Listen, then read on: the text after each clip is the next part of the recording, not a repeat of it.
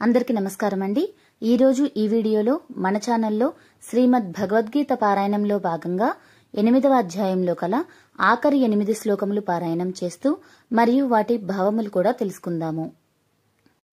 అవ్యక్తోక్షర ఇత్యుక్త స్తమాహుః పరమాం గతిం యం ప్రాప్య న నివర్తంతే తద్ధామ పరమం మమ.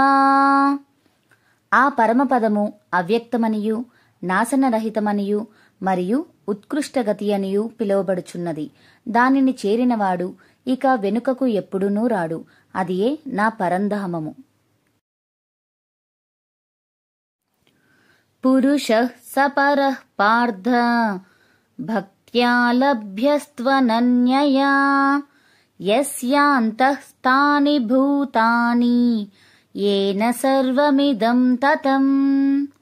ఓ పార్థ, సర్వోన్నతుడగు దేవదేవుడు కేవలము నిష్కలంక భక్తి ద్వారా మాత్రమే లభించును.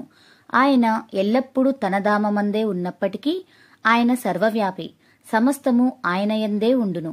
యత్ర కాలే త్వనావృత్తి మా వృత్తిం చైవ యోగినః ప్రయాతా యాంతి తం కాలం వక్ష్యామి భరతర్షభా.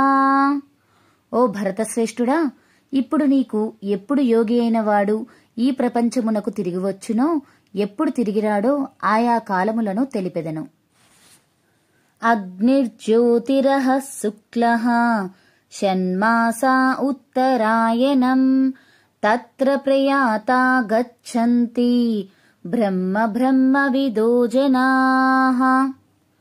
పరబ్రహ్మమును తెలిసినవారు ఈ ప్రపంచము నుండి బలమైన అగ్నిదేవతా కాలమందుగాని, మేఘములు లేని పగటియందుగాని, శుభదినమందుగాని, శుక్లపక్షమందుగాని మరియు సూర్యుడు ఉత్తరమున తిరుగు ఉత్తరాయణ మందలి 6 మాసములందును మరణించి బ్రహ్మపదమును పొందుదురు.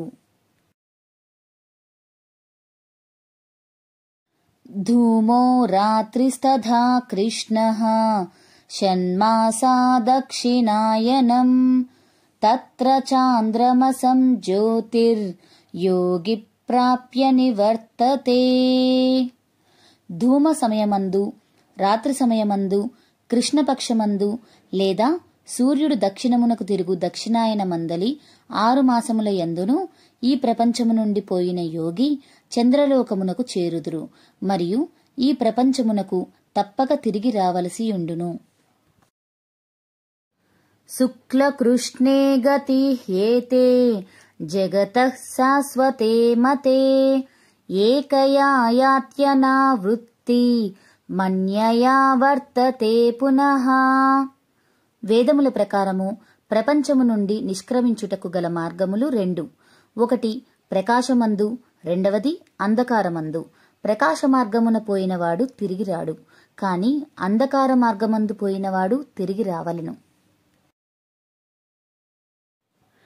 నైతే శృతి పార్థ జానన్ యోగి ముహ్యతి కశ్చన తస్మాత్ సర్వేషు కాలేషు యోగయుక్తో భవార్జున. ఓ పార్థ, ఈ 2 మార్గములను తెలిసిన భక్తులు ఎల్లప్పుడూ మోహమునొందరు.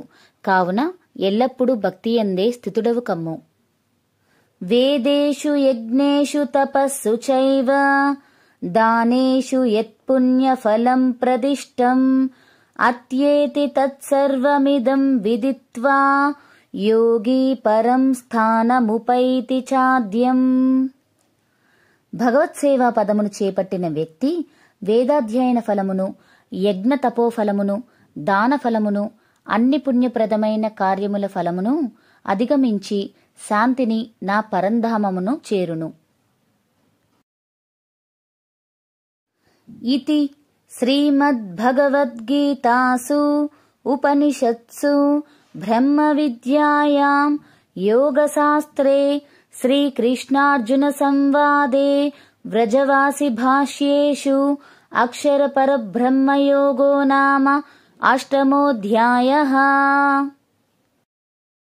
విన్నారు కదండి. ఇంతటితో మన ఛానల్లో 8వ అధ్యాయం పారాయణం పూర్తయింది. వచ్చే వీడియోలో 8వ అధ్యాయం మొత్తం ఒకే వీడియోగా చేసి పెట్టడం జరుగుతుంది. తప్పకుండా చూడగలరు. అలాగే తర్వాత 9వ అధ్యాయంలో కల మొదటి 10 శ్లోకములు మరియు వాటి భావములతో మళ్ళీ మీ ముందుంటాను. అంతవరకు సెలవు. ధన్యవాదములు. ఓం నమో భగవతే వాసుదేవాయ.